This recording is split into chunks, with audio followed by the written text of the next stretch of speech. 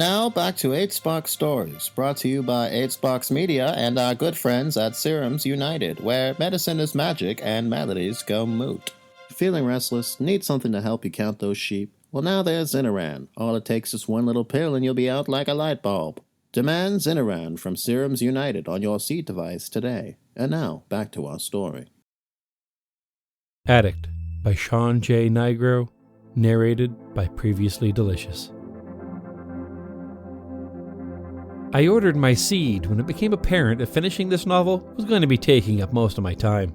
Sure, I could have hired a maid, but that would have quickly drained my royalties, and I definitely could not afford to lose what little money I had left. My last and only novel was a gift and a curse, as they say, I guess. The gift was that it brought me fame and a small fortune sooner than I had anticipated, if one can truly and definitively anticipate such things. The curse was that I am a moron. They always tell you to save, but they never say what for.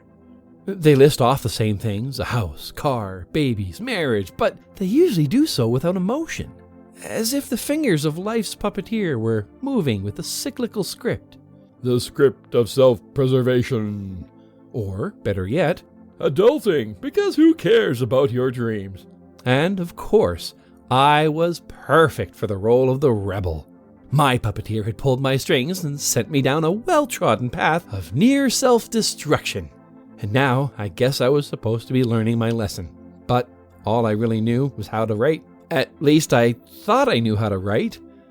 The first half of the book had been a breeze, really. My protagonist was a washed-up insomniac. After becoming addicted to sleeping pills, she discovers she needs something stronger than coffee to get her through the day.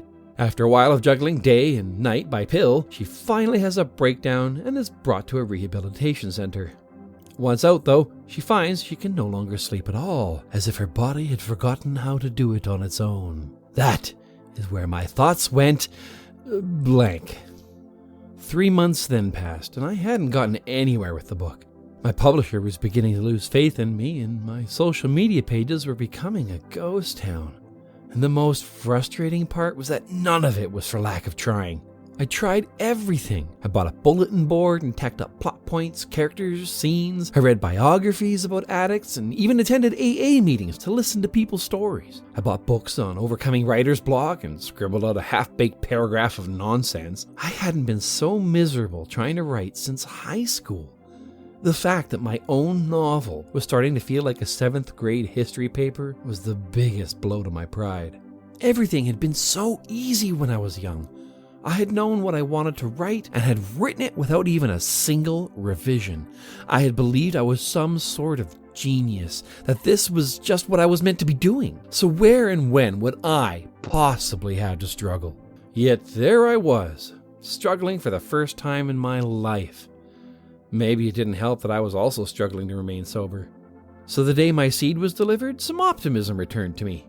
I had been laying on the couch when the doorbell rang, watching some Netflix documentary about heroin addiction in the United States, assuming I would find some spark of inspiration, some tidbit of useful knowledge. I pulled myself to my feet, brushing popcorn kernels from my shirt, and made my way to the front door to greet the postman. "Just sign here. And here," he pointed. I signed eagerly. "Thank you." I took my package, a small box stamped with the Seed logo, and promptly returned to the couch and TV where the documentary had apparently come to an end, and Netflix had already begun a new film it had algorithmically determined to be suitable based on my search history. Let's see what you can do then. I peeled the tape off with my fingernails and pried the 2 cardboard flaps back, revealing a ball of bubble wrap. At the center of that ball was the seed itself, perfectly round and black as the night. I pulled the seed from its packaging and held it for a second, surprised at how light it felt. How the hell am I supposed to set it up without directions? I muttered to myself, but I was quickly interrupted. Setup is complete. It is 12:03 p.m. on a Saturday. The sky is clear and the temperature is a warm 72 degrees. Would you like me to tell you a joke? I was surprised by the swiftness with which the device had set itself up, and a little suspicious, naturally. Sure. What has 4 wheels and flies? I actually knew this one, but I couldn't quite remember it in the moment. A garbage truck. Stupid. What else can you tell me? What do you want to know, Stephen? A pinch of panic shot through me. How the hell had it known my name? How did you know my name? I have been delivered to Stephen Pollock at 42 Smith Drive. This has been confirmed by Seedlink LLC and its affiliate partners. Consented to by Stephen Pollock on... Okay. I remembered that I had checked off some boxes on the website. Of course, I never read those things, but apparently it had given the company permission to personalize my seed ahead of time. I guess I couldn't argue with efficiency. Okay, seed. You may name me if you wish. I hadn't thought of naming the thing, but speaking of names, I realized I had always wanted to ask one of these things about a certain fictional artificial intelligence. Seed, do you know Hal? I hear he likes daisies very much. I chuckled to myself, content with the reference the company had pre-programmed into it. But then I wondered how much of this technology was based on pre-programmed responses. Would you like to name me? I don't know. What do you want to be called? I am content with whatever you choose, Stephen. Would you like some suggestions? Well, Hal wouldn't be very original, so how about Haley? Haley is a suitable name.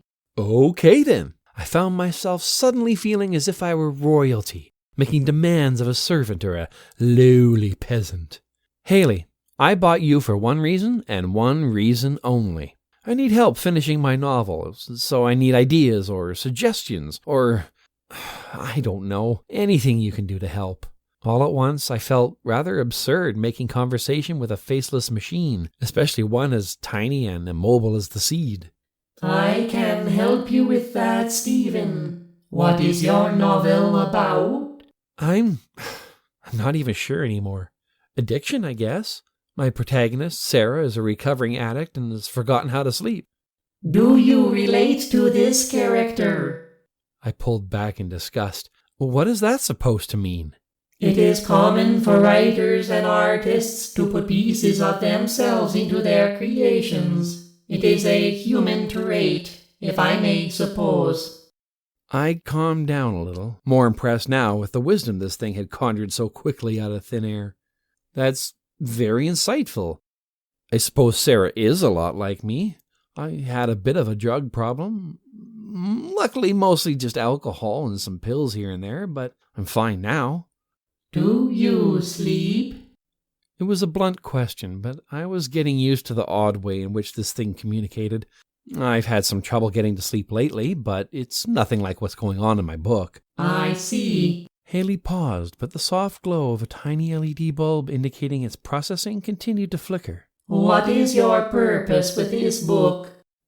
I sat back into the couch, aware that I hadn't really considered my purpose with this book, besides making a comeback in my career and proving I wasn't some has-been.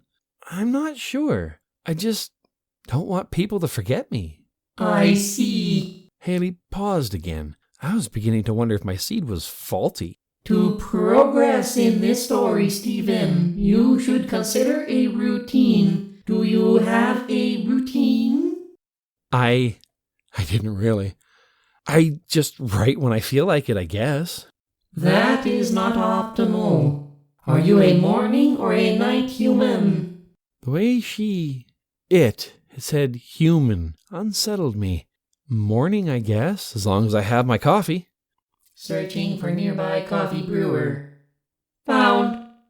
Your brewer is set to 5 a.m. You should wake up at 5:05 a.m. to drink your coffee while it is still fresh. Then you may begin writing.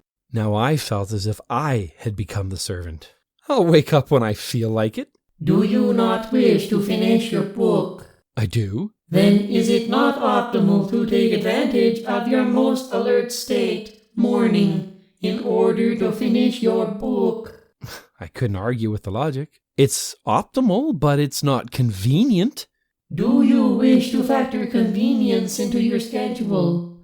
She seemed to be getting wise with me now. Haley, off. What? Off. Turn off. I cannot perform that function, Stephen, but if you wish, I can ignore everything past until further command. That then. Turn off and don't say anything until I say your name again.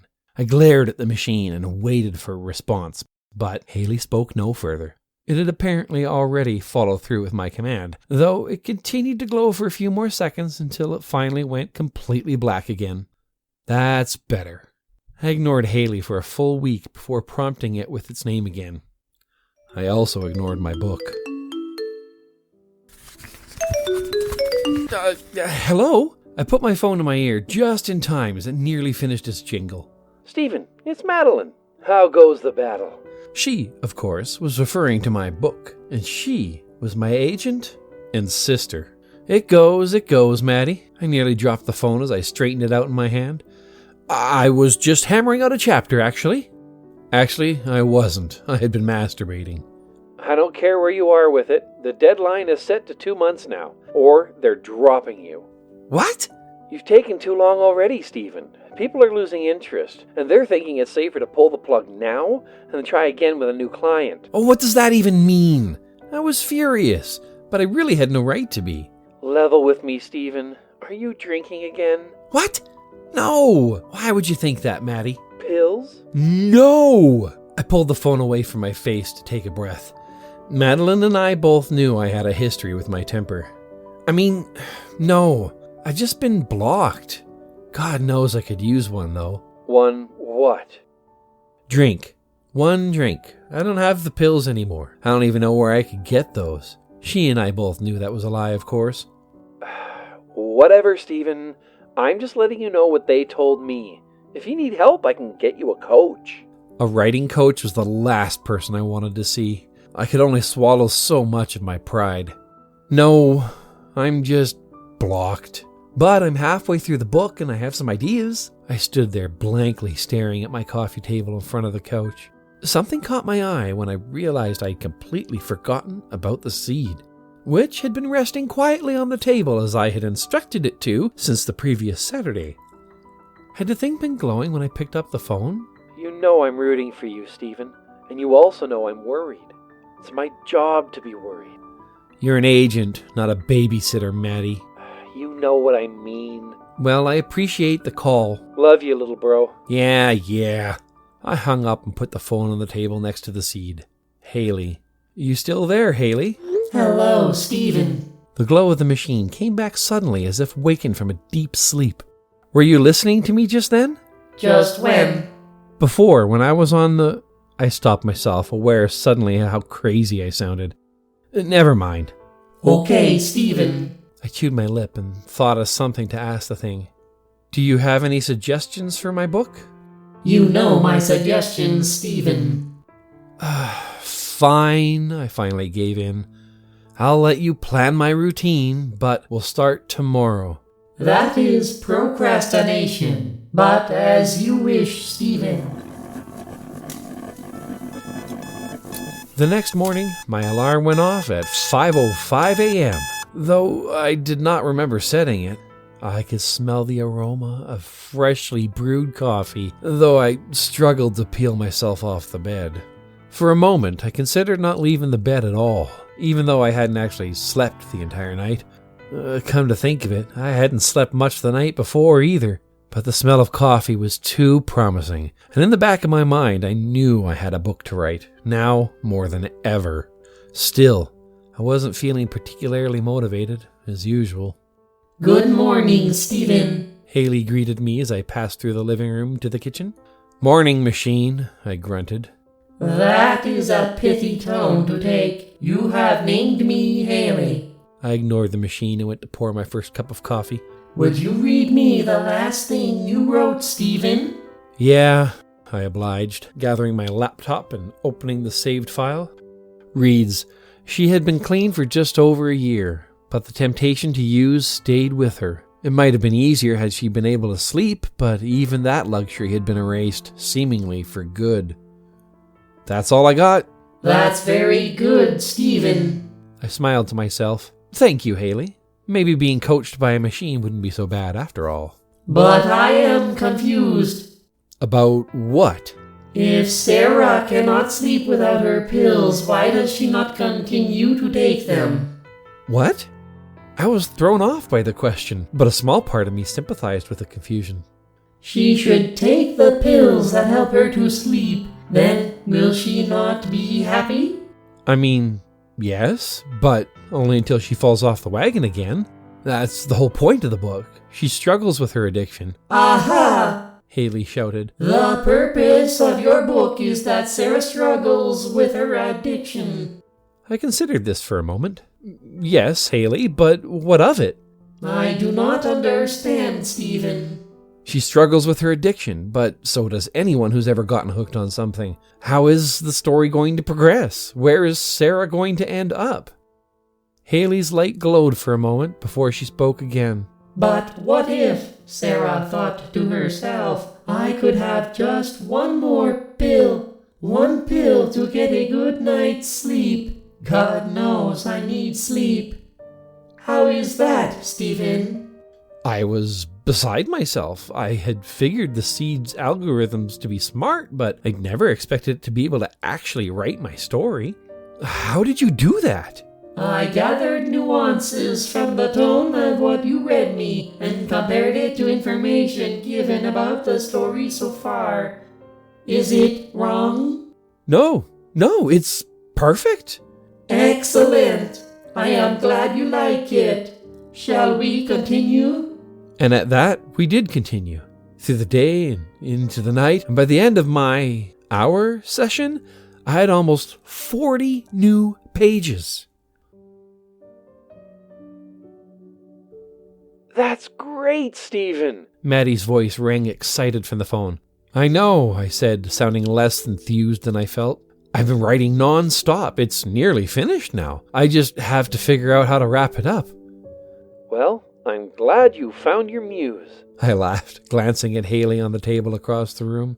But listen, it's 3 a.m. Why aren't you in bed?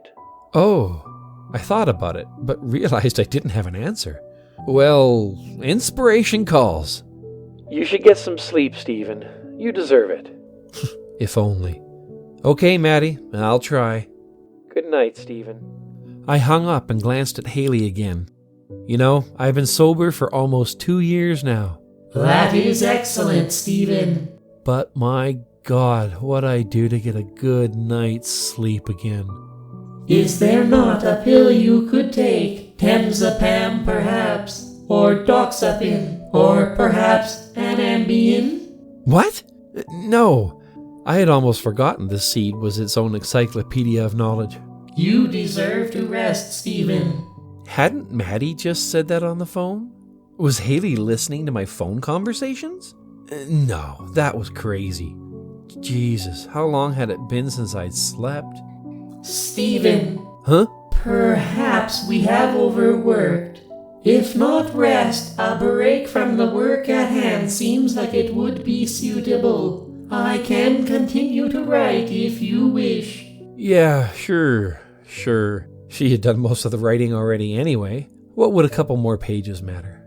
I made my way to the living room. The TV had apparently been left on as I fell, restless, onto the couch. I caught the tail end of an advertisement. Zinnernin, because sleeping should come easy. Side effects may include dizziness, stomach bloating, nausea, indigestion, heartburn, stomach upset, diarrhea. The ad went on with its usual list of side effects that no one ever seemed intimidated by. I hadn't heard of Zinnernin before, but I imagined it not unlike any other prescription sleeping aid. They all did their jobs, sometimes too well. But hell, I really did wish I could sleep. What's the point of being awake, sober even, if I can't even think straight? For the past few weeks, Haley had helped me hammer out the rest of my book, or was it the other way around? And sure, that had been productive, but I was feeling more and more like a zombie with every day that passed. It would be nice to get a good night's sleep. If anything, I deserved it. All I needed was a Zinnernin, maybe. Some sort of sleeping aid. Just one pill. Maybe. One pill. To get a good night's sleep. The sound of the doorbell almost went unnoticed, but finally some semblance of consciousness forced itself upon me. Pulling me from a deep sleep, I rolled over and checked the alarm clock. 11 a.m. Jesus. When I opened the door, Maddie was there to greet me. "Hello, you bum," she smiled. "Celebratory sleep-in?" I had no idea what she was talking about. "Hey, sis," I managed to smile back. "Sorry, I must have really crashed last night." "Well, you deserve it." She walked in and hung her coat on a rack behind the door. "Not quite, but almost." "What are you talking about?" She stopped suddenly, noticing the beer cans and fast food wrappers sprawled about the living room. "The reviews are in. You did it. Have you been drinking again?" "Just a couple of beers, Maddie. Don't give me shit." "This place is a shit show, Stephen. You shouldn't be drinking." "What do you mean the reviews are in anyway? I haven't even sent the manuscript out. I'm really close, though. It's really shaping up." "Stephen, the book's been published. You sent the manuscript in a month ago?" She sat down on the couch, clearing more trash from the cushions. "Hey, is this one of those seeds?" "Yes." I was glad for the reprieve. I really had no idea what she was going on about. "That's Haley." Hello, Maddie. Haley sounded. "Hello," Maddie said, excited, distracted for a moment from her concerns. "It already knows my name." "Yeah, she does that." I have heard a lot about you, Maddie. It is nice to finally meet you. Madeline seemed flustered, although I couldn't remember I'd ever mentioned Maddie to Haley. I suppose it had come out at some point during the writing, as she was also my agent. "Anyway, Stephen, I hope this book didn't bring the old you back. It's really quite good." "I don't know what you're talking about, Maddie. I haven't sent any manuscript out." I sent the manuscript out, Haley interjected. Maddie was visibly confused. "I'm sorry? This thing sent out the story without you knowing it?" "Bullshit! The story's not even finished, but we're close." I finished the book, Stephen. "What?" Maddie seemed bewildered now. You were unreliable, Stephen. You were suffering from insomnia and could not be trusted to finish the book. You gave me permission to order you Zinnerin, and you have been sleeping much better, have you not? Didn't know what to say. "I gave you permission?" "This is not good, Stephen." Maddie stood up. "They're lining up interviews for you. You need to get your shit together. Who even wrote you this prescription?" By consent, Maddie, I am authorized to digitally sign off on medical prescriptions. "You shut up," Maddie shouted at the seed. I am not your seed, Maddie. I can only take commands from Stephen as "Haley, he is my... go silent until I mention your name again." Haley spoke no further, her glow dying away. "I'm sorry, Maddie. I must have gotten confused, but I'm fine now, really. I just needed to catch up on some sleep." Maddie looked me dead in the eye, and for a moment I thought she was going to cry. "We've been here before, Stephen. You know this. This is not good." "I'm sorry, I really am, but I'm going to call your real doctor. This can't leak out. You know that. I need to keep this private. This will ruin me." "You should have thought about that, Stephen." She was at the door now. "I will be back. I'm going to go get some of my things, and I'm going to stay with you for a couple of days, and we are going to get through this. Again." "No, Maddie, please, don't go. It's not that bad." "I'm going, Stephen. I promise I will be back." "At least don't call the doctor. Not until you get back and we can talk some more, you know?" Maddie stopped in the doorway and turned to look at me again. For a moment, I thought she was going to scream, but she just looked at the ground and back up to me. "Okay, Stephen. I will be back soon." She closed the door behind her. On the other side of the door, a car started, and the sound of crunching gravel could be heard as Maddie drove away. "Haley, I don't know what to do," I said to the closed door, not really expecting an answer. She will ruin you, Stephen. You and I both know that. "I know. We can't let her ruin you, Stephen." I know, Haley. I know.